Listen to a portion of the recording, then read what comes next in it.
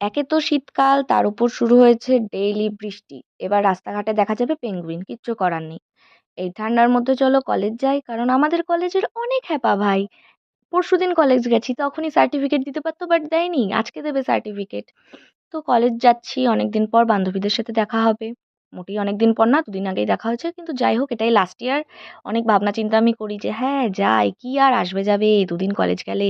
কিন্তু আমার যেতে মোটেই ইচ্ছা করে না, কারণ একটা 5 মিনিটের কাজের জন্য 1.5 ঘন্টা ধরে যাওয়া, 1.5 ঘন্টা ধরে আসা আমার খুব বিরক্ত লাগে। আর আমার রুটটা একদম রং রুট, মানে এই দিক থেকে আর কেউ যায় না, আমি একাই যাই গান শুনতে শুনতে। আর কত একটা মানুষের ভালো লাগে তোমরাই বলো। এখানে আমার সব ফ্রেন্ডরা একবার করে তোমাদেরকে হাই আর হ্যালো করে দিল।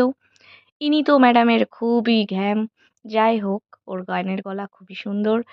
তারপরে কলেজ থেকে বেরিয়ে বাড়ি ফেরার একটাই আনন্দ, এই যে বাড়ি ফিরে এনাকে দেখতে পাই। ইনিই আমার সব। ইনি ভালো থাকলেই আমি ভালো থাকি।